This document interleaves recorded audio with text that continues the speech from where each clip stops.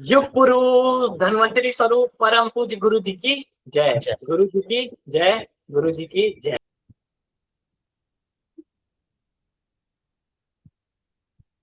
ठीक है, अभी आ रही है ना? जी आ रही है। तो सबसे पहले हम लोग न्यूरोथेरेपी का जो क्लिनिकल फील्ड गाइड है उसको लेके चलेंगे, जो सिद्धांत है जिसके जिसके मूल पे हम लोग काम करते हैं, जो बीमारी को जड़ से खत्म करते हैं। ठीक है, रूट कॉज में हम लोग काम करते हैं न्यूरोथेरेपी में। उसके बाद सेकंड स्लाइड करिए पंडित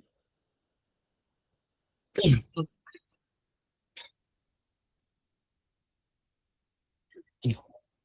ऊपर में, थोड़ी सी ऊपर। ओके, तो उसके बाद हम लोग पहले जाते हैं, पहला क्या जाते हैं हम लोग न्यूरोथेरेपी में। इसमें इलाज के साथ न्यूरोथेरेपी में इलाज के साथ सिद्धांत में भी काम करते हैं, जैसे बीमारी को जड़ से खत्म करना, जैसे रूट कॉज का रिजोल्यूशन। ओके, सो फर्स्ट हम लोग पहले न्यूरोथेरेपी में केवल बाहरी लक्षण को नहीं दबाती है। इसमें हम लोग पूरी शरीर का पूरी संतुलन करने में काम करती है।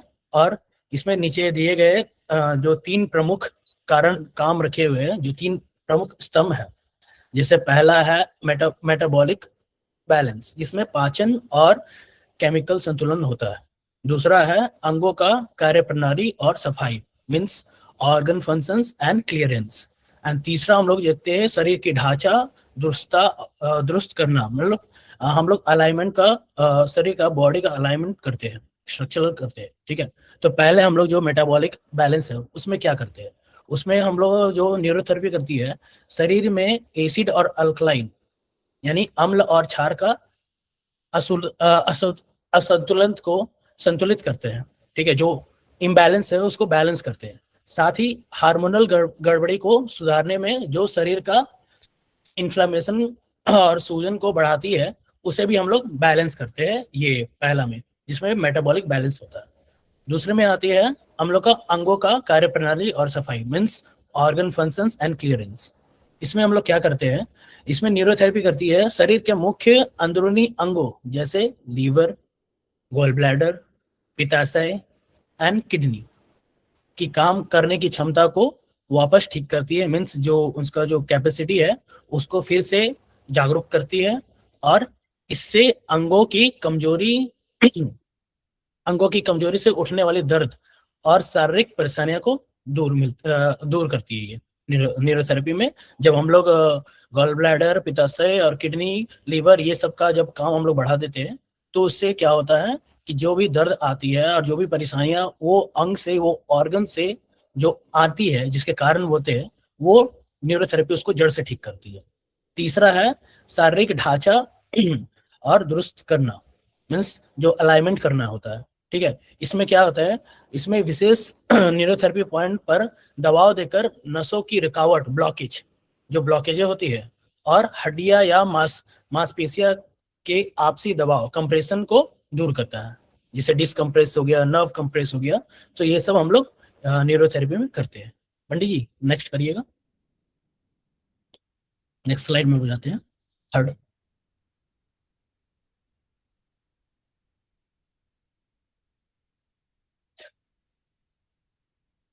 थर्ड स्लाइड करिए पंडित जी।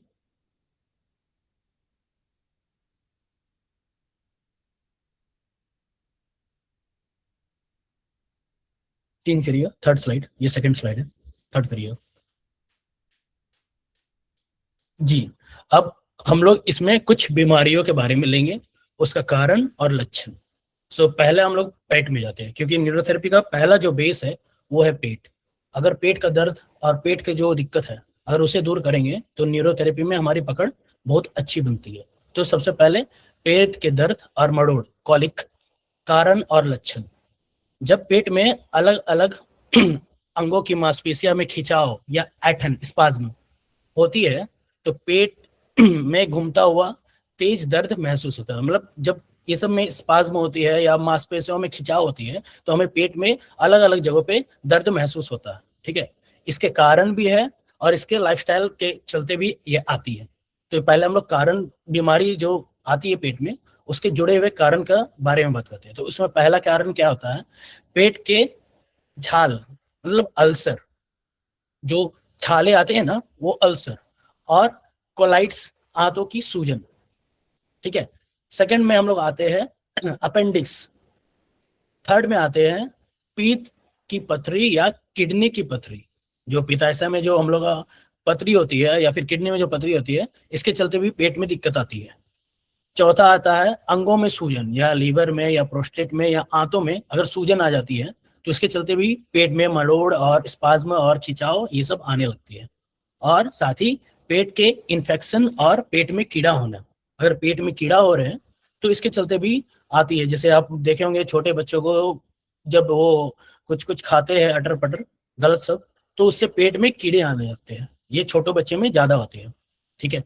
और इसका लाइफस्टाइल के चलते क्यों आती है इसमें, अब बाहरी कारण जो है लाइफस्टाइल के चलते, इसमें क्या होता है, इसका बाहरी कारण यह होता है, पहला जो होता है नाभि खिसकना। अगर हमारी नाभि खिसक जाती है तो जिसके चलते हमारे पेट से रिलेटेड या फिर कोई भी डिजीज, पहला सिम्टम हमारा आता है नाभि का डिसलोकेशन से। सेकंड होता है हमारा भोजन का बहुत भारी प्रोटीन, अगर हैवी नॉनवेज खा लिए जो हम लोग डाइजेस्ट किए ही नहीं, जो मतलब खा लिए बट उसको निकाले ही नहीं, निकाले इन द सेंस खा तो लिए प्रोटीन बट उसके लिए हम लोग उतना काम ही नहीं किए, ना ही कोई वर्कआउट हुआ, ना ही कोई कुछ फिजिकल एक्टिविटी हुआ, तो इसके चलते हमारे पेट में दिक्कतें बढ़ जाती है, ठीक है। ज्यादा ठंडा और बहुत तीखा मसाला खाने का, अगर हम लोग ठंडा खाना खाते हैं देर से रखा हुआ, या फिर मसालेदार खाना खाते हैं जो अनहाइजेनिक होता है कभी कभी, तो इसके चलते हमारा पेट में दर्द और मरोड़ होती है, ठीक है। फिर चौथा आ जाता है दवाई का साइड इफेक्ट या फिर टॉक्सिसिटी, जिसके जहरीले तत्व आते हैं, जो साइड इफेक्ट होते हैं दवाई के, ये भी कारण होते हैं मरोड़ और पेट में दर्द होने के लिए। और चौथा शारीरिक चोट या पेट का झटका लगना। पेट का झटका लगना ये तो नेवल डिस्प्लेजर है, लेकिन शारीरिक चोट अगर पेट में कभी चोट लग गई है तो इसके चलते भी हमारे आते हैं, ठीक है। इसका मुख्य लक्षण क्या है, इसका मुख्य लक्षण है पहला पेट में मरोड़ और ऐंठन, दूसरा पेट या छाती में जलन, तीसरा मल में बिना पचा आना, यूडीएफ आना, चौथा गैस और बहुत ज्यादा एसिडिटी, पांचवा कब्ज होना या दस्त होना या पेचिस होना, जो पेचिस होते हैं ना उसके चलते भी पेट में ये सब सिम्टम दिख जाती है कि पेट में दिक्कत आ रही है। छठा घबराहट या बहुत ज्यादा बेचैनी। घबराहट और बहुत ज्यादा बेचैनी कब होती है, जब पेट में दिक्कत आती है, और इससे क्या होता है हमारा जो HCl का जो बैलेंस है ना वो बिगड़ जाता है, जिसके चलते ये चीज आती है, घबराहट आती है और बेचैनी टाइप से होती है, क्योंकि हमारा जो पेट में जो HCl की मात्रा है वो सही प्रॉपर काम नहीं करती, इसके चलते आती है। और उसके बाद आते हैं पेट फूटना, जो कि ब्लोटिन होती है, और उल्टी जैसा मन होना, हरदम जी मिचमिचाता है या फिर उल्टी जैसा महसूस होता है, जिसके चलते भी हमारा पेट में दर्द और मरोड़ दोनों आती है। पंडित जी नेक्स्ट स्लाइड करिए।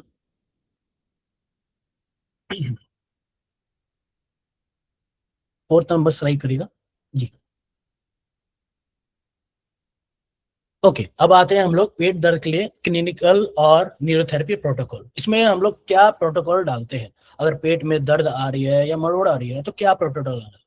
पहला जो जनरल प्रोटोकॉल हम लोग डालते हैं, पहला अगर पेट में सामान्य खराबी है, जैसे नॉर्मल जो पेन आती है या फिर कुछ भी आती है या फिर अचानक गैस आ गई है, तो हम लोग क्या करेंगे, CNS ऑल देने से ही हमारा पेट में रिलीफ दिखना स्टार्ट हो जाता है, या फिर क्वाडाइकनॉल प्लस देने के बाद अगर फास्ट ट्रीटमेंट और अजर नॉर्मल देते हैं तो ये भी हमारे पेट के लिए जो नॉर्मल जनरल डिजीज आती है पेट से रिलेटेड उसके लिए बेस्ट फॉर्मूला आती है।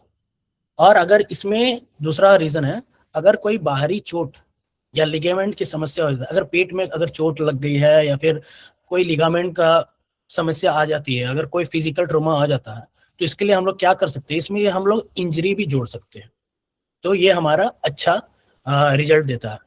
साथ ही इसका जो यूनिवर्सल ट्रीटमेंट फॉर्मूला जो स्टेप बाय स्टेप दिखाया गया है, पहले हम लोग क्या कर सकते हैं, पंडित जी थोड़ा स्लाइड नीचे करेंगे।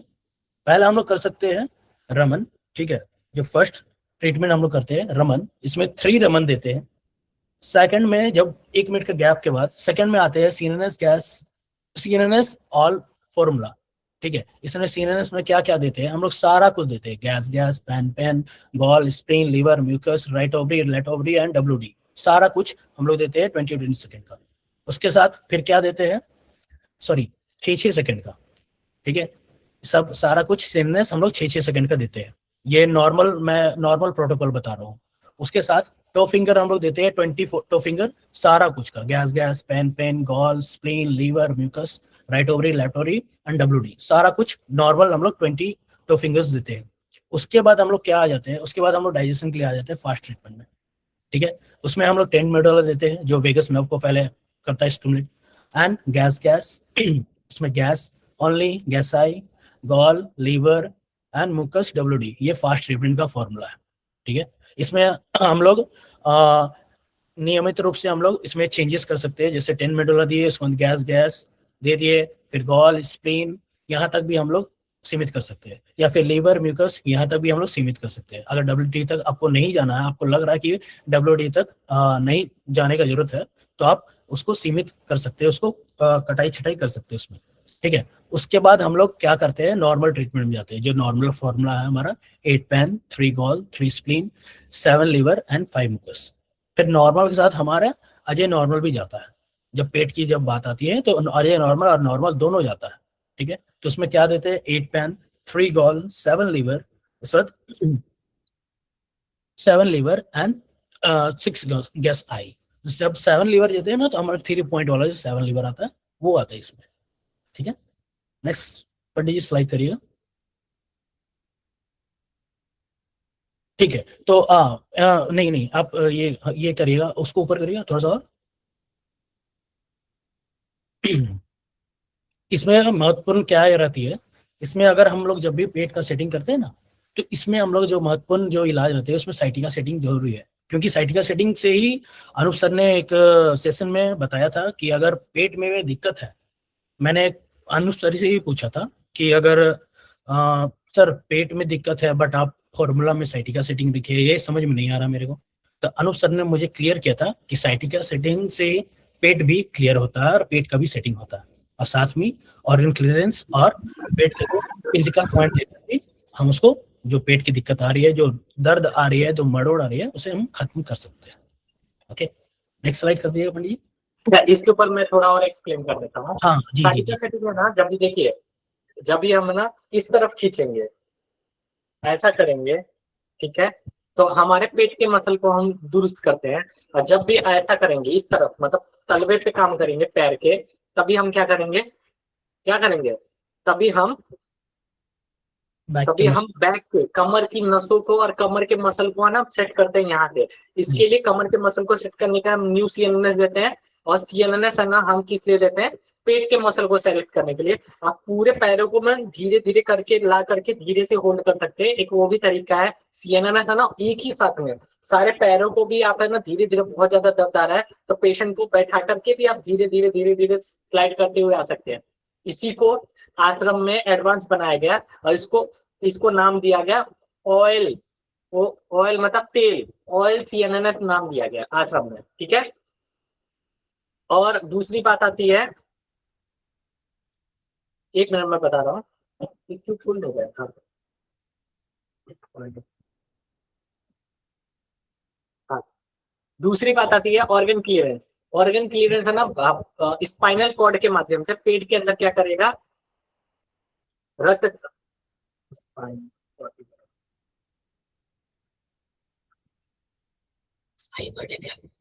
हाँ, तो ये क्या करेगा, पूरा का पूरा मालूम है, पेट के अंदर है ना स्पाइनल कॉर्ड से क्या करेगा, ब्लड सर्कुलेशन को पेट के अंदर बढ़ाएगा, और जिससे हमको रिलैक्स मिलेगा। और साथ में याद रखिएगा, संचार बढ़ता है।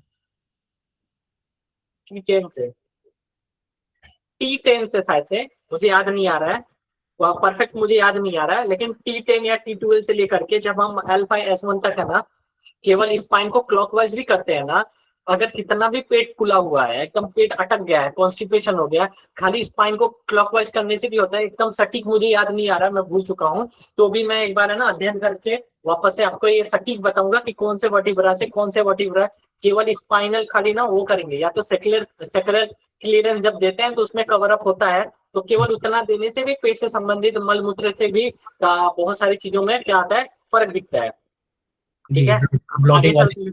तो ये जो एक चीज जो बताई जा रही है ना, एक जो प्रोटोकॉल आपको बताया जा रहा है, मतलब डिजीज के संबंधित, जैसे पेट दर्द का जो भी प्रोटोकॉल बताया जा रहा है, ये आप इसको फाइनल मत समझिए, ये बेसिक लेवल तक, क्योंकि ये डिप्लोमा का लेक्चर है और पाठशाला में तो हमने ऐसे ही डाल दिया, लेकिन ये पूरा का पूरा लेक्चर है ना, रिवीजन 17 है डिप्लोमा का, तो उसको समझ के चलिए कि ये क्या क्या किया जा रहा है। हम बेसिक जो प्रोटोकॉल है, क्योंकि ये ना ऐसा नहीं है, मुझे मालूम, मुझे सौरभ जी, मुझे ऐसा लगता है कि इतना भी प्रोटोकॉल है ना, बहुत सारे लोगों को नहीं मालूम रहेगा, भले ही वो डिप्लोमा करके बैठे हैं, इसलिए हमने इसको पाठशाला के भी इसमें डलवा दिया लिंक।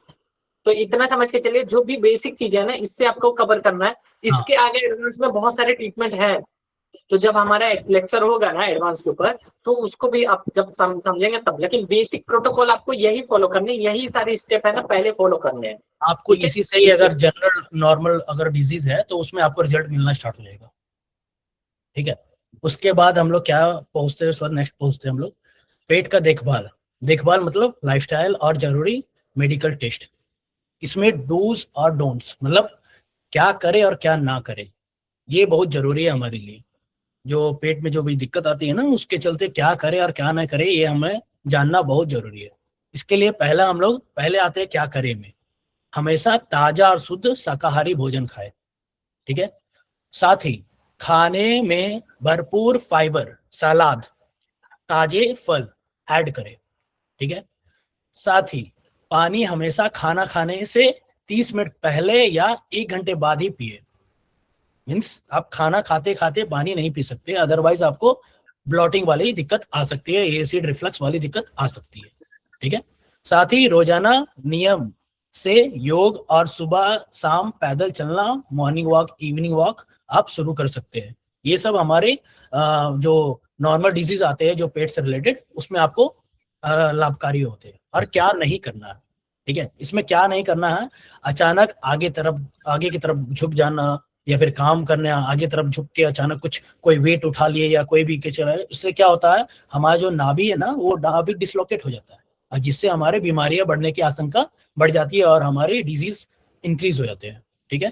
उसके बाद लगातार लंबे समय तक एक ही जगह पर बैठे रहना। अगर हम बैठे रहते हैं तो हमारा क्या होता है, जो सर्कुलेशन है ना, वो एक ही जगह रह जाता है, और हमारा जो स्पाइन है वो प्रॉपर ढंग से वो ब्लड का जो क्या बोलते हैं, ब्लड का जो सर्कुलेशन है उसमें रोक आती है, जिसके चलते होता है। और साथ ही कुछ कुछ अंगों में दबाव आते हैं, अगर हम एक जगह बैठे रहेंगे ना, तो उसके चलते हमारा जो सारा जो फंक्शन है ना ऑर्गन का, वो प्रॉपर काम नहीं करती है, ठीक है। साथ ही शौच लेटरिन या पेशाब को बेग से कभी भी मतलब लेटरिन और पेशाब अगर लग रही है तो उसको बेवजह कभी भी जबरदस्ती जोरों से रोक कर नहीं रखना। अगर लग रही है, आपको लग रही है बहुत ज्यादा जोरी वो जरूरी है, तो आप जाओ। अगर आप ट्रैवल कर रहे हो, अगर उसमें आप लेटरिन या पेशाब को दाब के रखे हो, तो वो भी आपका कारण बनती है आपको पेट से आने वाली बीमारियों में। मैं यहाँ पे एक्सप्लेन करता हूँ, बहुत जबरदस्त चीज है जो आपको 99% लोगों को नहीं मालूम रहेगी। पिंडलियों का दर्द, मतलब काफ मसल का पेन का एक सबसे बड़ा कारण है यूरिन का रोक के रखना, ठीक है। आप देखेंगे, आप घूमने गए, ठीक है, आप अच्छे से घूम फिर के आइए, कुछ नहीं, अगर आपने ना पानी कम पिया और यूरिन को रोक के रखा ना, उस दिन आपको पैरों में दर्द मिलेगा ही मिलेगा। लिख कर लीजिए, अगर ऐसा ना, ऐसा नहीं है, आप जब भी ऐसा करेंगे तब आपको देखने को मिलेगा, रात को पैर में दर्द होगा ही होगा। आपने अगर यूरिन रोक कर रखा है, बहुत ज्यादा समय तक रोक के रखा है, पैरों में दर्द होना ही होना है, उसको कोई नहीं रोक सकता। ये अनुभव की बात है, आप लोग भी देख सकते हैं अपने ऊपर जब देखेंगे। और ये डू एंड डोंट क्यों बताया जा रहा है मालूम है, ये चीजें आपको पेशेंट को बोलना है। पेशेंट को इंप्रेस कैसे करेंगे आप, क्या बोलेंगे, पेट में दर्द आया गया तो आपने ठीक करके भेज दिया। तो ये चीजें है ना, फर्स्ट डे जब भी हम पेशेंट के साथ टॉक करते हैं, जैसे पेशेंट आया, जैसे देखिए, मैं जी इधर आई, इधर आई, अभी देखिए, ये हमारे पास पेशेंट चल के आए, हाँ, इनको हमने डायग्नोज किया, इन्होंने बोला कि हमारे पेट में दर्द है, ऐसा ऐसा है, हमने इनको डायग्नोज किया, कार्ड पे ट्रीटमेंट लिख दिया। लेकिन जब हम टेबल पे बैठे रहते हैं, भले ही हम ही ट्रीटमेंट दे रहे हैं, लेकिन हम पहले पूरा पेशेंट को समझाएंगे, जितने अच्छे से समझा पाएंगे। देखिए, हम डॉक्टर से बेहतर क्यों है मालूम है, एक न्यूरोथेरेपी डॉक्टर से बेहतर क्यों है, मैं अपना व्यक्तिगत अनुभव बताता हूँ। सबसे ज्यादा मेरे से पेशेंट इम्प्रेस इसी वजह से होते हैं। वो बोलते हैं कि मैं एक डॉक्टर के पास गई थी, इसी के लिए मैं 10 डॉक्टर, जैसे नी में पेन है, 10 डॉक्टर के पास गई, और उनका कहना है कि उस 10 डॉक्टर ने मुझे खाली 2 मिनट छुआ भी नहीं कि कहाँ पे दर्द है, एक बार नहीं बोला। उन्होंने मेडिसिन लिख दी, रिपोर्ट लिख दी, ये करा लो और ऑपरेशन करा लो। तो उसमें उसमें हमको बदलाव लाना है।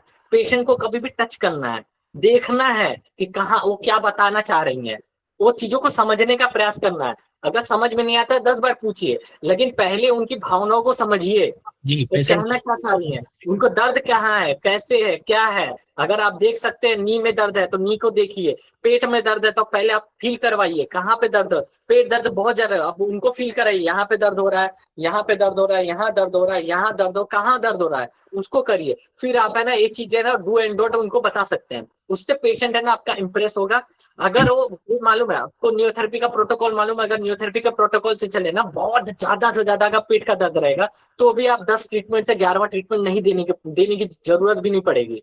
ये चीजें सबको मालूम है, किसके पास एक्सपीरियंस है। मुझे लगता है 10 ट्रीटमेंट की भी जरूरत नहीं पड़ेगी, बात सही है। तो जब हम पेशेंट को इंप्रेस कर देंगे ना, तो जीवन भर वो पेशेंट आपको पेशेंट भेजेगा, क्योंकि हमने इंप्रेस कर दिया ना अपने शब्दों के मायाजाल से, अपने शब्दों से। ठीक है। तो डू एंड डॉट इसीलिए है कि आपको पेशेंट को बताना है कि आपको क्या करना है, क्या नहीं करना है। अब उसको जीवन भर याद रहेगा कि वो इतने बड़े बड़े डॉक्टर के पास गया, वो आज तक कभी नहीं बताया कि क्या करना है क्या नहीं करना, और ये हमें इतना इतने बढ़िया से बता रहे हैं कि क्या करना है क्या नहीं करना है। ठीक है, आगे बढ़िए सौरभ जी जी। जी नेक्स्ट, बहुत भारी जो प्रोटीन होती है ना, और मांस मछली जो तली वली होती है चीजें, ये सब भी हमें अवॉइड करना चाहिए जब हमारे पेट से रिलेटेड चीज दिक्कतें आ रही है तो। साथ ही शराब, धूम्रपान, नशीली चीजें, ये सब को पूरा तरह आपको अवॉइड करना चाहिए। अगर आप करते हैं तो आपको अवॉइड करना चाहिए। अगर पेशेंट आपको कर रहे हैं तो आपको पेशेंट को बोलना ये सब सारी चीजें आपको अवॉइड करनी होगी, तभी आपका दिक्कतें में ठीक हो सकती है। ठीक है। साथ ही अब यहाँ इसमें एक करेक्शन करता हूँ, बहुत बढ़िया, बहुत आनंद आएगा। देखिए हम लोग कंबाइन में लेक्चर ले रहे हैं, इसीलिए ले रहे हैं जिससे आपको सरलता से समझ आए। जी प्रोटीन खाने के बाद है ना, अगर गैस बन रही है और बहुत भयानक ब्लोटिंग हो रही है, तो उस समय नियोथेरेपी का एक ही सिंगल पॉइंट काम करता है, ब्रह्मास्त्र से भी बढ़ के काम करता है, वो है राइट विटामिन फॉर्मेशन। अनुभव करके देखिए, आपने ना पूरा का पूरा नियोथेरेपी का जितना ज्ञान है ना सब आपने डाल दिया, और आपको इतना मालूम पड़ रहा है कि प्रोटीन खाने के बाद सिर्फ पेट में मरोड़ मरोड़ के दर्द हो रहा है। राइट विटामिन फॉर्मेशन उस समय ब्रह्मास्त्र के जैसा काम करता है, पूरी ब्लोटिंग को ना के बराबर कर देता है, देते देते ही। क्यों? क्योंकि प्रोटीन पचना है ना, कमी हुई है फॉलिक की। अगर आपने पूरा दबा करके मतलब टिल रिमूव द पेन तक हमने राइट विटामिन फॉर्मेशन दिया, उसको इंस्टेंट वहीं का वहीं तुरंत का तुरंत आराम हो जाता है। उसके अलावा आपके पास तो बहुत सारे ट्रीटमेंट है। आप छोटे ट्रीटमेंट में बिक्टो गैस दे सकते हैं, और बिक्टो गैस 90 सेकंड का दे सकते हैं। उसके साथ में आप CNNS गैस गैस दे सकते हैं, टो फिंगर भी दे सकते हैं, जो भी देना है आपको प्रोटोकॉल जो अभी बताया गया तो उसको तो फॉलो कर ही सकते हैं। लेकिन ये चीज देखना, अगर पेट में दर्द आ रहा है तो ऐसे में नॉन वेज और मांस मछली खाना नहीं देना। भारी भरकम भोजन करेंगे ना तो पेरिस्टालसिस मूवमेंट है ना स्लो होने के कारण भी हो सकता है कि पेट में दर्द है। तो ऐसे में अगर हम भारी भरकम चीजें को ना खिलाएंगे ना तो पेशेंट की हालत खराब हो जाती है। इससे बचने के लिए हम क्या बोल सकते हैं, सीधा बोल सकते हैं कि आपको 3 से 4 दिन तक है ना हल्का भोजन, सात्विक भोजन करना है। जब ये जी बोल देंगे तो आपको ये एक्सप्लेन करने की जरूरत ही नहीं पड़ेगी। पता चला सामने वाला जैन है, पता चला सामने वाला ब्राह्मण है, तो आप मांस मछली का क्यों आप समय बर्बाद कर रहे हो। तो सबसे शॉर्टकट है, यूनिवर्सल एक ही शब्द निकलता है कि आप सीधा बोल दो कि जब तक आपको पेट में दर्द है ना तब तक है ना आप भारी भरकम चीजों को मत खाएं, खास करके खिचड़ी का। आपको मालूम है कटहल, कटहल की सब्जी खाने के बाद जो पेट में दर्द होता है ना उसके लिए एक औषधि है, वही खाने के बाद ही गांव में बोला जाता है कि पेट का दर्द राहत होता है। बाकी तो आदमी मरोड़ मरोड़ के रोता है लेकिन उसके पेट का दर्द में शांति नहीं मिलती। लेकिन नियोथेरेपी एक है कि तुरंत का तुरंत है ना केवल अपने ट्रीटमेंट के प्रभाव से ही उसको ठीक कर दिया जाता है। जी। अब जी इसके ऊपर जो आगे है ना सौरभ जी आपको बताएंगे कि जी कौन से मेडिकल टर्म है ना इस्तेमाल करने। देखिए आपने इस प्रोटोकॉल को देखा, अब इसको 3 दिनों तक फॉलो किया और उसके बाद भी पेट का दर्द नहीं जा रहा है पेशेंट का, तब ऐसे में ना हम कुछ और एडवांस जो ट्रीटमेंट है आप किसी का भी गाइडेंस ले सकते हैं, क्योंकि अभी आप मतलब लेवल 2 में है इसके लिए हम बता रहे हैं। तो डिप्लोमा में अभी आप लेवल 2 में है, तो आप बेसिक किसी भी गाइडेंस में मतलब किसी के भी मेरा अनुसार या तो क्लास में कभी भी ऐसा केस आता है या तो ग्रुप में भी आप लिख सकते हो कि ऐसा ऐसा पेट दर्द का है, मैंने इतना ट्रीटमेंट दिया लेकिन आराम नहीं हो रहा है, तब हम आगे का ट्रीटमेंट गाइड करेंगे। अगर उससे भी आराम नहीं होगा और केस को 3 से 4 दिन 5 दिन हो जाएगा, ऐसे में फिर आपको रिपोर्ट की तरफ जाना पड़ेगा। कि क्यों हुआ है इमरजेंसी कंडीशन में। अगर आपके पास स्वविवेक और खुद का अनुभव रहेगा, जैसे नियोथेरेपी में अच्छी पकड़ रहेगी, आप इसको आसानी से ठीक कर सकते हैं। अगर एक्सपीरियंस के साथ वो ठीक कर सकते हैं, लेकिन जब एक्सपीरियंस कम रहता है तो ऐसे में रिस्क नहीं लेना चाहिए, पेशेंट के साथ कुछ भी हो सकता है। तो ऐसे में हम इन टेस्टों का सहारा लेकर के और उसके आधार पे भी हम ट्रीटमेंट दे सकते हैं। जैसे कि हमने क्या हाँ, अभी आप बताइए। जैसे कि फर्स्ट हम लोग अगर पेट का जो दिक्कत है हम लोग ट्रीटमेंट दे रहे हैं लेकिन उसमें सुधार नहीं आ रही है, ठीक है, तो उसके लिए हम लोग क्या पेशेंट को सजेस्ट करेंगे, पहला आप अल्ट्रासाउंड कर सकते हैं, या फिर आपको एसिड रिफ्लक्स का अगर दिक्कत आ रही है तो उसमें आप अंदर की नली जो इंडोस्कोपी होती है, जो नली के बारे में जो बताते हैं वो आप करा सकते हैं, स्टूल टेस्ट करवा सकते हैं, लीवर का जो फंक्शन होता है LFT उसको बोलते हैं वो भी आप करते हैं, उसमें आपका CGOT और CGPT इन दोनों का जानकारी मिलती है और इससे आपका लीवर का बारे में पता चल जाती है। साथ ही आपको सीरम बिलरेम का मतलब पीलिया से विशेष पीलिया अगर रोग आ रही है तो उसके लिए भी होती है, वो भी टेस्ट आप करा सकते हैं। साथ ही इसमें कोलेस्ट्रॉल या डायग्नोसिस या फिर और टोटल फैट के लिए भी आप करा सकते हैं, क्योंकि बहुत सारे केस में अगर फैट बढ़ जाती है ना तो उसके चलते भी पेट में दर्द आती है और दर्द आने और मचोड़ आने लगती है। ठीक है, अब इस पे मैं 5वें नंबर को एक्सप्लेन कर देता हूँ, बहुत डिटेल में करता हूँ जी। अब सीरम बिलिरुबिन क्यों चेक कराना है। अगर बिलिरुबिन की मात्रा बढ़ रही है तो यानी कि हमारा कॉमन बाइल डक्ट है ना कार्य नहीं कर रहा है, और है ना लीवर है ना उल्टी दिशा में जी उल्टी दिशा में क्या कर रहा है, बाइल को भेज रहा है। ठीक है, उल्टी दिशा में भेजेगा तो सीधा बाइल है ना रक्त में मिलेगा, या तो गॉल ब्लेडर में स्टोर नहीं होगा। तो ऐसे में रक्त में मिलने के कारण है ना पेट में बहुत भयानक दर्द हो सकता है, इतना भयानक होगा कि उसको सहन करने लायक नहीं रहेगा पेशेंट। तो ऐसे में हमको क्या करना है, बिलिरुबिन से फिर हमको किस पे काम करना है, फिर हमको गॉल ब्लेडर पे काम करना है। तो ऐसे में नियोथेरेपी का कोई भी ट्रीटमेंट काम नहीं करेगा। उस ऐसे सिचुएशन में हमको 1 point gall, 6 toe finger gall, point gall, इसी को ×10 ×12 यही देने के, इसी को 20 मिनट के बाद है ना हाँ रिपीट कर देंगे ना, तो इससे काफी राहत मिलेगा। उसके बाद जब आराम पेशेंट को समझ 40 से 50% आराम हो जाएगा, तब हमको पूरा का पूरा न्यू गोल ट्रीटमेंट भी दे सकते हैं, या तो वेटर न्यू गोल भी दे सकते हैं। लेकिन शुरुआत में प्राथमिकता पे आपको गॉल ब्लेडर के ही दर्द को निकालना है, क्योंकि बाइल है ना रिफ्लेक्ट हो रही है, उल्टी दिशा में जा रही है और ब्लड में जा रही है। तो ऐसे में कॉमन बाइल डक्ट के अंदर ब्लॉकेजेस हो सकते हैं। ब्लड का भी ना ब्रेन से जो सिग्नल आता है ना हमारा वेगस नर्व से, वो भी कहीं ना कहीं है ना डिस्टर्ब हो सकता है, जो ब्रेन से सिग्नल आने चाहिए वो भी नहीं हो सकते, बहुत सारी दिक्कतें हो सकती है। तो कुल मिला जुला के ऑब्स्ट्रक्शन हो सकता है, या तो किसका ब्लड क्लॉट हो सकता है, या तो किसी भी कारण से ना हमारा कॉमन बाइल डक्ट ही चौक हो गया है। तो ये 2 कारण होते हैं। और कोलेस्ट्रॉल के कारण, बहुत ज्यादा कोलेस्ट्रॉल बिगड़ने के कारण आपको मालूम है क्या हो जाएगा, ब्लड गाढ़ा हो जाएगा, ब्लड सर्कुलेशन की अवरुद्धता के कारण ना पेट में दर्द आएगा। मतलब जितना पेट को ना भोजन पचाने के लिए ब्लड चाहिए वो नहीं मिल रहा है, उसके कारण पेट में दर्द आ रहा है। खास करके डायबिटीज पेशेंट को आप देखते हैं, बहुत सारे पेशेंट को खाना खाने के बाद पेट में दर्द चालू हो जाता है। ठीक है, तो ये भी देखना है। और लीवर फंक्शन टेस्ट अगर मालूम है आपको गड़बड़ है तो भी हमारा पेट में दर्द रहेगा। तो इसके लिए हमको लीवर फंक्शन टेस्ट देखना है, और उसके साथ क्या क्या बढ़ा हुआ है, अल्कलाइन फॉस्फेट बढ़ा हुआ है, क्या बढ़ा है, उसके आधार पे हम क्या कर सकते हैं, ट्रीटमेंट को सजेस्ट कर सकते हैं। और हमने क्या किया, एब्डोमेन का क्या किया, अल्ट्रासाउंड कराया, तो हम उसमें ये देख सकते हैं कि क्या हमारा क्या बढ़ा हुआ है, कोई ग्रंथि इनलार्ज तो नहीं है, जैसे स्प्लीन इनलार्ज हो गया, पेनक्रियाटाइटिस हो गया, मतलब कहीं पे भी इन्फ्लामेशन हो गई, एक तो वो चीजें पता चलेगी। ठीक है, और हमारा क्या हो रहा है, राइट साइड में हमारा अपेंडिक्स में सूजन तो नहीं आ रही है, उसके कारण भी पेट में दर्द हो सकता है। तो पेट में दर्द होने का कारण है ना बहुत सारे होते हैं। जैसे कि कल है ना एक अनुभव बताया था अभिषेक भैया ने, कि अगर हमको पकड़ मालूम हो जाए कि किस कारण से दर्द आ रहा है, और हम उसमें खेलने में माहिरत हो जाए कि मतलब 10 दिन में अपने आप बिना ट्रीटमेंट दिए भी पेशेंट ठीक हो सकता है। या तो जैसे उन्होंने एक कहानी बताई थी डॉक्टर वाला, कि 7 दिन मेडिसिन एकदम हल्का फुल्का दिया और दर्द गायब हो गया। तो ये चीजों का अगर हमें अनुभव हो जाए ना कि ये चीजें हुई हैं, तो ये प्राकृतिक रूप से शरीर कैसे हील करता है, कितना समय लेता है, तब हम इसमें बहुत एक्सपर्ट हो जाते हैं।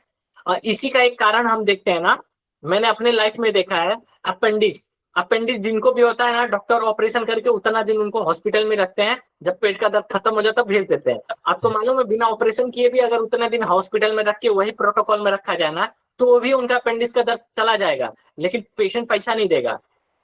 तो ज्यादा पैसा निकालने के लिए क्या करते हैं, ऑपरेशन करके उसको निकाल देते हैं। ये मेरा भी स्व अनुभव रहा है, मेरा खुद का अनुभव ये चीजों में रहा है, ठीक है। और एंडोस्कोपी, एंडोस्कोपी तो मुझे लगता है एक्सपेंसिव है, और इसको किसी भी पेशेंट को सजेस्ट करके भी मतलब नहीं है। अगर इसके अंदर कोई दिक्कत भी आ गई ना, तो भी अपनी थेरेपी से उसको फाइंड आउट करके उसको ठीक नहीं कर पाएंगे। हाँ, तो इसको अवॉइड किया जाए, और इसको कभी भी पेशेंट को ना सजेस्ट ना किया जाए। एक तो एक्सपेंसिव भी है, और दूसरा अगर इसके रिपोर्ट के आधार पर आप न्यूरोथेरेपी का बिना सीनियर के गाइडेंस पे आपको ट्रीटमेंट सेट करना बहुत मुश्किल पड़ेगा, ठीक है। स्टूल टेस्ट में हम देख सकते हैं, स्टूल टेस्ट में हम बहुत सारी चीजें देख सकते हैं। अगर स्टूल टेस्ट में आपको आ रहा है, बैक्टीरिया आ रहा है, कोई भी मतलब कृमि दिख रही है, कोई भी मतलब कृमि का पार्ट दिख रहा है, तो ऐसे में हम कोई भी हमारा डाइजेशन का ट्रीटमेंट काम नहीं करेगा। ऐसे में हमको क्या देना पड़ेगा, 12 मेडुला इंटू 6 देना ही पड़ेगा, सुबह दोपहर शाम। तो ये चीजें क्यों बताई जा रही है, बेसिक आपको ट्रीटमेंट बता दिया गया, लेकिन रिपोर्ट आया, कोई भी चीज दिख रही है उसके का, मान लो किसी ने मुक्का मार दिया हो, तो ऐसे में तो आप डाइजेशन का ट्रीटमेंट देके तो उसका पेट दर्द निकालेंगे नहीं, ग्रंथि का दर्द देख के निकालेंगे नहीं, तो ऐसे में हमारा प्रोटोकॉल चेंज हो जाएगा। अब हम देंगे इंजरी ट्रीटमेंट, ठीक है। तो किस कारण से आया, उस कारण को समझना पड़ेगा। पानी पीने से आया है, कोई भी चीज खाने पीने से आया है, तो आपको मालूम है, हमने बताया कि 15 medulla into 3 CNNS gas gas all 3 side into 3 आपको देना ही पड़ेगा। उसके बाद ही आपको ट्रीटमेंट आगे बढ़ाना है, अगर खाने पीने से आया तो तभी जाकर के वो पेट का दर्द ठीक होगा। तो जैसा कंडीशन रहेगा ना, हमने जो अनुभव देखा, जैसा कंडीशन देखा, उसके हिसाब से आपको खुद को ट्रीटमेंट डिसाइड करना है, किसी सीनियर के चक्कर में नहीं पड़ना है। अगर आप सीनियर के चक्कर में पड़ोगे, आप कभी भी पेशेंट को ठीक नहीं करोगे, क्योंकि वो सीनियर आपको पेट का दर्द पूछेगा, कहाँ पे पेन पॉइंट है वो पूछेगा, वो नहीं पूछेगा क्या उसके पेट में कीड़े हैं क्या। बारीक चीजें आपको ही पकड़ में आनी पड़ेगी। इसके लिए डिप्लोमा आप कर रहे हैं, जिसमें हम पूरा सिस्टमेटिक, जिससे आप खुद के विवेक से आप क्या कर सके, डिसीजन ले सके कि कौन सा ट्रीटमेंट देना चाहिए, कौन सा नहीं देना चाहिए। यही होगी ना पढ़ाई। जी। पढ़ाई मतलब होती क्या, यही पढ़ाई होती है ना, आप खुद से जो डिसीजन ले सके। दूसरा कोई डिसीजन लेकर आपको कभी भी सटीक ट्रीटमेंट नहीं बता सकता, ठीक है। तो अभी आपको समझा ये टेस्ट क्यों कराने जरूरी है। जब भी देखो, ये टेस्ट की कोई भी जरूरत नहीं है अगर आप कुशल न्यूरोथेरेपिस्ट हैं। जैसे कि एक बात बताइए, अभिषेक भैया ने मुझे बहुत पसंद आई, जब तक आप 100 पेशेंट खुद ठीक नहीं कर लेते, तब तक आप खुद का दिमाग मत चलाया करिए। तब तक आप है ना किसी सीनियर और किसी ना किसी मेंटर के साथ में रहा करिए। जब आपको 100 पेशेंट को ठीक करने का एक्सपीरियंस आ जाएगा, फिर आप सेंटर करिए, फिर आपको जो करना करिए, आपका लाइफ है। आप जितना समय है ना 2-4 पेशेंट में गवाएंगे ना, जब आप एक्सपर्ट बन करके किसी सेंटर पे खोलेंगे और बैठेंगे, आपको मालूम है, अगर आप 4 साल लॉस में गए हो, आप 10 दिन में उसको रिकवर कर सकते हो, लेकिन आपके पास वो टैलेंट होना चाहिए। आप जिस कुर्सी पे बैठ रहे हो वहीं से आप उसके आपके पास वो टैलेंट होना चाहिए। पेशेंट को जितना रिलीफ दे पाएंगे तो ही तो पैसा रिकवर कर पाएंगे ना। आप सोचेंगे नहीं नहीं नहीं नहीं, अभी तो मैं पढ़ रहा हूँ, अभी मैं डिप्लोमा डिग्री आगे, चलो चलो। एक्सपीरियंस बहुत मायने रखता है। कच्चे कच्चे खिलाड़ी में आप है ना, अगर सेंटर खोलते भी हैं, आपका पैसा डूबता है और वो पैसा रिकवर नहीं होता। अगर आप एक्सपर्ट बन जाते हो तो आपका पैसा पूरा का पूरा रिकवर होता है। जितना भी पैसा आपने लगाया है ना, अगर आप है ना 1 लाख 2 लाख 4 लाख 5 लाख 10 लाख खर्चा करके भी अगर क्लिनिक का सेटअप करते हैं, अच्छे लोकेशन पे करते हैं, आप उसको आसानी से रिकवर कर सकते हैं, ठीक है। जब आप खुद में कच्चे रहेंगे, आप खुद पेशेंट को नहीं समझा पा रहे हो कि उसका पेट दर्द क्यों हो रहा है। जिस सामने से आपको डायग्नोस करने के बाद आपको सामने से बोलना है। जब आप सामने से बोलना सीखेंगे, पेशेंट 2 चीजें बताइए, देखो एक चीज मैं स्पष्ट बोल रहा हूँ, लिख लीजिए।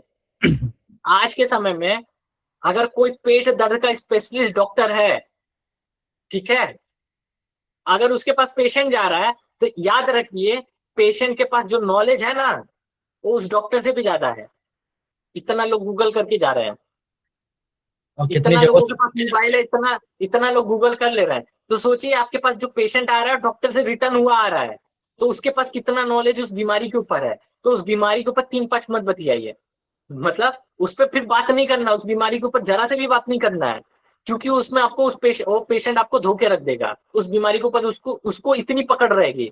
तब आप न्यूरोथेरेपी का ये जो है ना, ये सारी चीजें, उस पे प्रोटोकॉल। खेलना चालू करिए। ये चीजें बताई, डू एंड डोंट, इस पे हम्म उस बीमारी के ऊपर चेक नहीं। अगर पेशेंट ने, याद रखिए, पेशेंट ने कभी भी आपको एक बीमारी का नाम बता दिया, तो आप इतना समझ के चलिए आपसे 10 गुना नॉलेज लेके बैठा है उस बीमारी के ऊपर। हम्म। तो अगर आपने कुछ भी टीपा टिप्पणी की, वो पेशेंट आपके हाथ से जाएगा। हम्म। तो इससे अच्छा जिस चीज में हमारी पकड़ नहीं है, उस पर क्यों जबरदस्ती का बोले, क्यों जबरदस्ती का बात करें। फिर हम न्यूरोथेरेपी की भाषा अगर बोलेंगे ना, वो इतना इम्प्रेस होगा कि कोई सीमा ही नहीं रहेगी। आगे चलते हैं। आगे हमारे जो नेक्स्ट बीमारी आती है, इसमें आते हैं पायरिया यानी बुखार। ठीक है, ये बुखार, इसका भी निवारण है हमारे न्यूरोथेरेपी में, और उसका नाप और प्रकार सब कुछ है। इसका जो 3 मुख्य स्तर है, इसको 3 कैटेगरी में बांटा गया है। बुखार जो स्तर है और उसका तापमान है और स्थिति और गंभीरता है, इसे 3 कैटेगरी में बांटा गया है। पहला आता है तेज बुखार, जिसमें आता है हाई या फिर सीवियर, जो 103 से ज्यादा हो। इसमें क्या होता है कि इसका जो स्थिति होती है, इसमें तुरंत देखभाल की जरूरत होती है, यानी इमरजेंसी वाला सीन होता है इसमें, कि अगर 103 से प्लस है तो आपको इसमें ज्यादा ध्यान देना पड़ेगा, क्योंकि ये ज्यादा सीवियर है। सेकंड होता है मध्यम, जो मॉडरेट होता है, जो 100 से 103 आता है। इसमें शरीर इन्फेक्शन से लड़ता रहता है। ठीक है, इसमें ज्यादा डरने की जरूरत नहीं है। ठीक है, क्योंकि इसमें शरीर लड़ता रहता है और बैलेंस करना चाहता है। तो हो सकता है आपका बुखार तुरंत ठीक भी हो जाए, और हो सकता है कि इसमें आपको हो सकता है कि इसमें आपको जाना भी पड़ जाए। अगर बुखार बढ़ रही है 103 से ज्यादा, तो आपको वो सीवियर में आ जाएगी और उसको आपको गंभीरता लेना पड़ेगा। और अगर 103 से या 100 से नीचे जा रही है, तो फिर हम लोग उसमें हल्का बुखार का कैटेगरी में डाल सकते हैं। तीसरा होता है जो हल्का बुखार, जो 99 से 100 तक के बीच में आता है। वो शुरुआती या हल्का बुखार होता है, जो हम लोग नॉर्मल प्रोटोकॉल से हम लोग उसको ठीक कर सकते हैं, घरेलू उपाय से भी ठीक कर सकते हैं, और साथ में मैं कुछ प्रोटोकॉल अभी बताऊंगा आपको, उससे भी कर सकते हैं।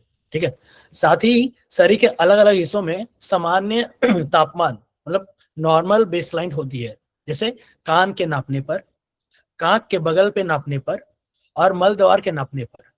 इसमें हम लोग जो पैरामीटर जो नापते हैं, उसमें 3 जगह नापते हैं। ठीक है, पहला ईयर जो मिडिल हो जाता है, मिडिल ईयर में होता है। सेकंड होता है हमारा आर्मपिट में, इसमें माउथ भी होता है। ठीक है, एक छूट गया है, माउथ का भी होता है, तो एक छूट गया है। साथ में आर्मपिट का है और रेक्टल का है। ठीक है, तो इसमें डिग्री दिखाया हुआ है कि कितना डिग्री से कितना डिग्री होना चाहिए, कितना फ़ारेनहाइट होना चाहिए, ये दिखाया हुआ सेल्सियस और डिग्री में दिखाया हुआ है। ठीक है, नेक्स्ट हम लोग जाते हैं।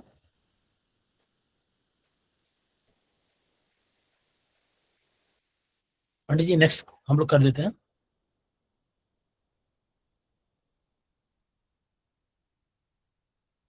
जी, अब इसमें मुख्य कारण और शारीरिक लक्षण, बुखार के मुख्य कारण और शारीरिक लक्षण, मतलब मुख्य कारण मतलब ट्रिगर पॉइंट, और शारीरिक लक्षण मतलब मनी, जो हम लोग मैनिफेस्टिंग करते हैं वो। तो इसका जो बीमारी का जो मुख्य कारण होते हैं, उसमें क्या होता है, बैक्टीरिया आती है, वायरस या फंगस का इन्फेक्शन होता है, इसके चलते आती है हमारी बुखार। सेकंड क्या होता है, लीवर की कमजोरी या उसमें खराबी, अगर लीवर सही से फंक्शन नहीं कर रहा है या लीवर गड़बड़ा है, तो उसके चलते भी हमारा बुखार आने का चांसेस आता है। तीसरा होता है शारीरिक गहरी चोट, अगर ट्रमा लग गया, अगर चोट लग गया, जिसके चलते भी होता है। ठीक है, अगर ट्रमा आ गया अचानक, तो सबसे पहले अपना बॉडी में इन्फ्लेमेशन आता है, और जिसके चलते वो बुखार में तब्दील हो जाता है। ठीक है, साथ ही किसी चीज से गंभीर एलर्जी, अगर एलर्जी है तो भी हमारा बुखार का कारण हो सकता है। ठीक है, साथ ही शरीर में ट्यूमर या कैंसर की शुरुआत अगर होती है, अगर ट्यूमर बन रहा है या कैंसर बन रहा है, तो इससे बुखार भी आना स्टार्ट होता है। ओके, शरीर में पानी की कमी, अगर डिहाइड्रेशन हो रहा है, तो 100% इसमें भी हो रहा है, क्योंकि एसिड भी बढ़ती है इसमें, तो एसिड की बीमारी में बुखार भी आते हैं, तो इसके चलते बुखार आना इसमें बनता है। ठीक है, साथ ही थायराइड का बहुत ज्यादा बढ़ जाना, अगर थायराइड बहुत ज्यादा बढ़ जाता है, जो थायराइड क्या करता है, हमारा थायराइड हमारा बॉडी का टेम्परेचर को इक्वल करता है, बैलेंस करता है। अगर थायराइड गड़बड़ हो जाता है, अगर बढ़ जाता है, तो उससे हमारा बुखार आना होता है। अगर थायराइड का मापदंड अगर कम हो जाता है, इससे हमारे ठंडे ही लगते हैं। ठीक है, तो थायराइड हमारा जो है वो थर्मामीटर का काम करता है हमारा बॉडी में, थायराइड ग्लैंड है। ठीक है, और साथ ही हार्ट अटैक या खून का खराबी से भी हम लोग का ये चीज आता है। इसका ट्रिगर पॉइंट है बुखार के। अब इसमें लक्षण क्या होते हैं, इसमें लक्षण, शारीरिक लक्षण क्या होते हैं, लगातार शरीर का तापमान बढ़ता है। ठीक है, बहुत ज्यादा कमजोरी या बदन में तेज अकड़न, अगर अकड़न उकड़न आ रही है, तो इसके समझ जाना कि बुखार का ये लक्षण है। साथ ही दौरे पड़ना या त्वचा का लाल, मतलब रैसेस होना, उससे भी हमारा बुखार का लक्षण को ये दिखाती है। साथ ही बेचैनी होना या बार बार उबासी आना, ठीक है, इसके चलते भी होती है। भूख भूख बिल्कुल ना लगना और मुंह का स्वाद बिगड़ जाना, अगर माउथ का टेस्ट चेंज हो जाता है और हमारा भूख ही नहीं लगता है, तो इसके भी लक्षण होते हैं बुखार आने का। बुखार जब आती है तो ये सब सारी लक्षणें होती है। साथ ही आंखों के आगे अंधेरा आना और आंखों का अंदर अंदर चल जाना, अगर आंखें अंदर जाने लगती है और आंख के आगे अंधेरा आने लगती है तो ये भी बुखार का ये लक्षण है। ठीक है, साथ ही आंसू आना बंद हो जाना। अब आंसू आना बंद हो जाना और गला जीभ सूखना, ये क्यों होता है? क्योंकि हमारा बॉडी डिहाइड्रेट हो रहा है, जिसके चलते ये चीज होती है। ठीक है, साथ ही तेज कपकपनी, झुंझुना और चेहरे का रंग पीला या सफेद पड़ जाना, इसके चलते भी हमारी जो लक्षण ये जो दिखाती है ये बुखार के लक्षण आती है। ठीक है, नेक्स्ट स्लाइड करिए बनी जी।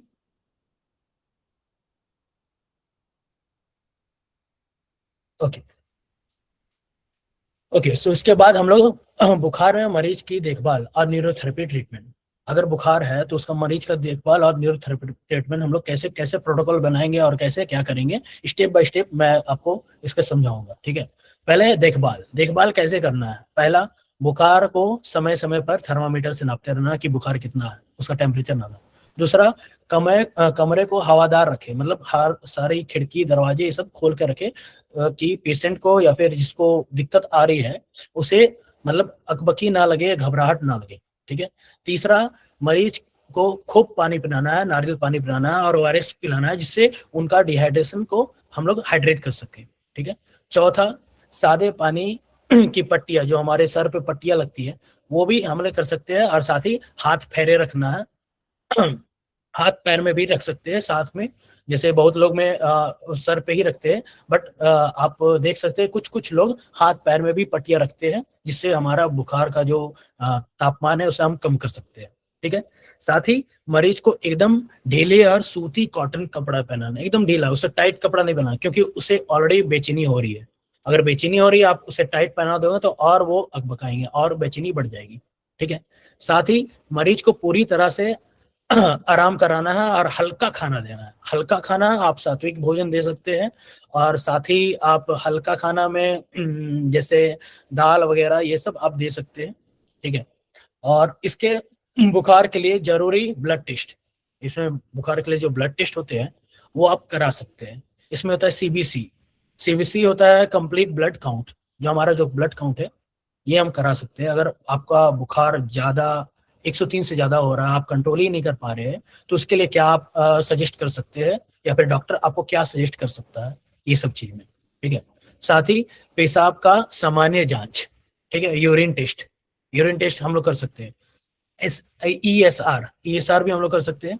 साथ ही मलेरिया, अगर मलेरिया के लक्षण दिख रहे हैं बुखार में, या फिर ठंडे लग रही है, गर्मी लग रही है, ठंडी लग रही है, गर्मी लग रही है, तो हम लोग ये भी मलेरिया वाले लक्षण का भी हम लोग जांच करा सकते हैं।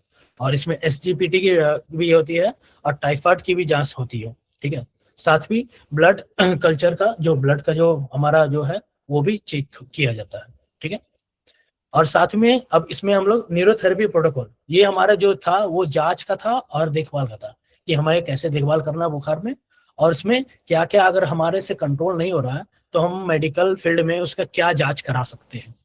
ठीक है, अब इसमें आ रहा है बुखार का जो न्यूरोथेरेपी फॉर्मूला, जो प्रोटोकॉल हम लोग, जो बेसिक प्रोटोकॉल हम लोग जो फॉलो करते हैं। ठीक है, पंडित जी आप थोड़ा स्लाइड नीचे करिएगा। इसमें 3 स्टेप दिए गए हैं इलाज के। ठीक है, अगर नॉर्मल सिम्टम है बुखार के, और नीचे करिए पंडित जी, नॉर्मल सिम्टम दिए गए हैं, ऊपर ऊपर ऊपर थोड़ी सी। ओके, बुखार के जो नॉर्मल सिम्टम, ये जो नॉर्मल प्रोटोकॉल ये सब में लागू नहीं होते, ये नॉर्मल प्रोटोकॉल है, जो जनरल मेडिसिन होता है ना उस टाइप से ये काम करती है। इसमें स्टेप 1 क्या है? CNS, gall and liver. अगर गॉल और लीवर का काम बढ़ा देते हैं तो वो हमारा बुखार का जो टेम्परेचर है उसको बैलेंस करता है। ठीक है, उसमें सेकंड स्टेप में क्या आता है, 1 मिनट के बाद सेकंड स्टेप में जाएंगे। 22 फिंगर वही गोल लीवर, वो भी हमारा बुखार का जो है बैलेंस करता है। और साथ ही में हम लोग थर्ड स्टेप में जाएंगे, 1 पॉइंट लीवर इंटू 6 ट्रीटमेंट। ठीक है, मैं एक और ऐड करना चाहता हूँ, लिव एनर्जी, जो पंडित जी का जो निकाला हुआ है लिव एनर्जी, मैं उसे खुद अप्लाई किया हूँ अपने पेशेंट में, क्योंकि मैं जब भी उनको ट्रीटमेंट देता था तो मैं ये भी देता था, साथ में प्रिकॉशन भी देता था कि अगर आपको बुखार आ रहे हैं तो आप ये ट्रीटमेंट, सेल्फ ट्रीटमेंट ले लेना, इससे आपको बुखार में राहत मिलेगी, आपका टेम्परेचर बैलेंस होगा। और वो हुई, मैंने पंडित जी को भी बोला कि इसका जो रिजल्ट है वो 1 नंबर है। ठीक है, इसमें विशेष नोट क्या रखना है, अगर तेज बुखार की स्थिति है तो इस पूरे ट्रीटमेंट को हर 1-1 घंटे में दोहराना है, और तब तक दोहराना है जब तक बुखार सामान्य नहीं होगा। अगर आपका नॉर्मल सिम्टम है बुखार का, मलेरिया वगैरह अगर नहीं आ रहा है, तो आप ये सब डाल सकते हैं, और हर 1-1 घंटे में या 2-2 घंटे में आप उसको देते जाइए। तब तक देना है जब तक वो बुखार का टेम्परेचर सामान्य न हो जाए। ठीक है, पंडित जी आप इसमें कुछ बोलना चाहेंगे? देखिए, ये जो प्रोटोकॉल है ना, ये सिंपल सा है। सिंपल मतलब साधारण जब बुखार आता है आपके घर पे या तो किसी के लिए है, पेशेंट के लिए देना है, तो जो आपको एडवांस ट्रीटमेंट में मालूम, अभी तक का सबसे एडवांस ट्रीटमेंट है अल्ट्रा फीवर ट्रीटमेंट है ना, अभी तक का सबसे एडवांस ट्रीटमेंट है। ठीक है, और वो कब काम करता है, वो ब्रह्मास्त्र है, तो शुरू में नहीं देना रहता है। जी हमने जी जब एक क्लास लिया था तभी हमने बताया था। इससे पहले हम क्या देंगे, क्या देंगे, जो चिकनगुनिया नाम से जो ट्रीटमेंट है न्यूरोथेरेपी का, उसी को देंगे। बहुत ज्यादा जरूरत लगती है ना, तो लीवर सेट के बाद है ना, हम 20-13-6 कुंडली डाल देते हैं। प्रभु की कृपा से आज तक मैंने इस और अल्ट्रा फीवर ट्रीटमेंट के अलावा तीसरे ट्रीटमेंट पे मुझे आवश्यकता ही नहीं पड़ी। और इसी से मैं, कोई भी मेरे पास केस आता है, कैसा भी केस आ जाए, कितना भी उसको बुखार हो, किसी भी प्रकार का बुखार हो, मैं इसी 2 ट्रीटमेंट से मैनेज कर लेता हूँ। केवल जब चिकनगुनिया ट्रीटमेंट में मॉडिफिकेशन करता हूँ अपने अनुभव के आधार पे। और दूसरा, जब हमारे चिकनगुनिया कम से कम 2-3 ट्रीटमेंट देने के बाद भी आराम नहीं होता है, सीधा हम अल्ट्रा फीवर ट्रीटमेंट दे देते हैं, खत्म। उसके बाद जरूरत ही नहीं है। और आप एक बेसिक प्रोटोकॉल को फॉलो कर देंगे तो भी है। और हमने जैसे सत्र में बताया था कि गर्म पानी पीना ही है। हाँ, आप तब तक बताइए मुझे 1 मिनट। आप स्लाइड कर दीजिए, आप ऊपर कर दीजिए। अभी इसको आगे सत्र नहीं बढ़ाना है, यहीं पे कंप्लीट करना है। अच्छा अच्छा अच्छा, ज्यादा ज्यादा यूडीएफ हो जाएगा, यूडीएफ ट्रीटमेंट आता नहीं है अभी लोगों को। ठीक है ठीक नहीं है नहीं, खांसी वासी पे नहीं जाना है, ये बाद में ले लेंगे। ठीक है तो ठीक है। यूडीएफ हो जाएगा कुछ लोगों को ना, तो अभी इसी पे मैं एक्सप्लेन करता हूँ बहुत बढ़िया से। और हमारे साथ एकदम बहुत बड़े अतिथि जुड़े हुए हैं, नाम लेते हैं, तालियों के साथ गड़गड़ाहट होनी चाहिए। मुझे जी दे दीजिए 1 मिनट दीजिए बस। तब तक आप अपना अनुभव बताते रहिए भैया, इसी बुखार के ऊपर ही। जी, तो आपका अगर नॉर्मल सिम्टम आते हैं इसमें बुखार का, ठीक है, तो इसमें आप क्या क्या कर सकते हैं? पहली बात, अगर आप उसमें थायराइड ग्लैंड को अगर आप एक्टिवेट करते हैं, जो हमारा जो बॉडी का जो टेम्परेचर मेंटेन करता है, आप उससे भी बुखार को आप नॉर्मल कर सकते हैं। ठीक है, सेकंड आपका क्या हो गया, जो हमारा जो घरेलू उपाय है, जो पानी से हम लोग करते हैं, सर पे पट्टी रखना या पैर पे पट्टी रखना या हाथ पे पट्टी रखना। ठीक है, तीसरा तीसरा हमारा जो पंडित जी का जो लिव एनर्जी का जो फॉर्मूला जो हमारे हाथों में देते हैं मेडुला टाइप से, ठीक है, तो उससे भी हमारा जो बुखार का ना वो इंस्टेंट रिजल्ट आती है। ठीक है, चौथा जो मैंने अभी आपको दिखाया वो नॉर्मल प्रोटोकॉल है, आप जनरल किसी को भी दे सकते हैं, इसमें किसी को भी कोई हानि नहीं पहुंचेगी। और जो भी जो फीवर है वो बैलेंस भी होगी। अगर आप बैलेंस नहीं हो रही है तो आप 1-1 घंटा में इसको दोहराते रहिए, और तब तक दोहराना जब तक वो सामान्य नहीं हो सकता। ठीक है, उसके बाद आपने पंडित जी का भी सुना, जो हम लोग चिकनगुनिया वो हम लोग दे सकते हैं, नाम है वो चिकनगुनिया, बट वो फीवर के लिए भी काम करता है, बहुत अच्छा काम करता है वो फीवर के लिए। ठीक है, और अगर उससे भी कुछ नहीं हो रहा तो फिर हमारा अल्ट्रा तो है ही। अगर आप अल्ट्रा को फॉलो करेंगे ना तो उससे भी अच्छा खासा फीवर में भी आता है। ठीक है, तो इसमें हमारा जो सबसे मेन है कि हम लोग फीवर आता है, अगर फीवर आने का हम लोग रीजन पता है, ठीक है, कि फीवर क्यों आया है और इसमें क्या क्या सिम्टम है, तो इसके अकॉर्डिंग हम लोग फॉर्मूला सेट कर सकते हैं और लाइन ऑफ ट्रीटमेंट हम लोग सेट कर सकते हैं। और कुछ चीजें हटानी पड़ती है और कुछ चीजें ऐड भी करनी पड़ती है, तो वो हम लोग सब एक्सपीरियंस के अकॉर्डिंग हम लोग कर सकते हैं। ओके, अब किसी का अगर कुछ इंक्वायरीज है इसको रिलेटेड, लिव एनर्जी आपको पंडित जी का एक वीडियो है, वो मैं देखता हूँ, अगर मेरे से हो पाएगा तो मैं भेज दूंगा या फिर पंडित जी ही भेज देंगे ग्रुप में, तो आपको पता चल जाएगा कि वो लिव एनर्जी क्या है। वो मैजिक ट्रीटमेंट है, ठीक है, और बस एक ही ट्रीटमेंट में आपको बहुत अच्छा सा, जी जी जी जरूर जरूर सेंड हो जाएगी, आपको टेंशन ना लो। तो वो एक ही ट्रीटमेंट में आपको बहुत अच्छा रिजल्ट मिलता है, और मैंने वो किया हुआ हूँ, और मेरे को पूछना नहीं पड़ा पेशेंट से, पेशेंट मेरे को खुद आके बोल रहा है कि इसका बहुत अच्छा रिजल्ट है। मेरे को फीवर हुआ था, मैं हिल नहीं पा रहा था, लेकिन मैं जब आपका याद किया मैंने खुद किया, और वो जब करने के बाद उनका बहुत अच्छा ट्रीटमेंट आया। और उनका जो आया था, जो फीवर आया था, उनका था दिक्कत बैक पेन में, ठीक है। और मैंने उनको बोला था मैं स्ट्रॉन्ग ट्रीटमेंट दे रहा हूँ, हो सकता है आपको फीवर आएगा, और उनको फीवर आया था। और आने के बाद मैंने उनको प्रिकॉशन भी दिया हुआ था कि आप अगर फीवर आया तो आप थायराइड का करना और साथ में इसका करना। तो वो बस लीव एनर्जी का ही किया, थायराइड का वो किए ही नहीं, वो लीव एनर्जी का किए गए, और उसी से उनका बहुत अच्छा फीवर बैलेंस हो गया था। ठीक है पंडित जी, आपका माइक ऑफ है, माइक ऑफ है, माइक ऑफ है। सबसे पहले बहुत बहुत धन्यवाद सौरभ जी का, जो वियतनाम से आपके लिए सत्र लिए, और बेसिक सत्र था। अब ये मत बोलिएगा कि उनका अकेले का था। ये देखिए भैया, हम लोग दोपहर से ना आज कितने झगड़े हुए। विनीता जी थी, अनीता, इसका रिकॉर्डिंग बंद कर देता पहले। जी जी अनीता जी और विनीता जी जी के हमारे कितने हुए हाँ ना। हाँ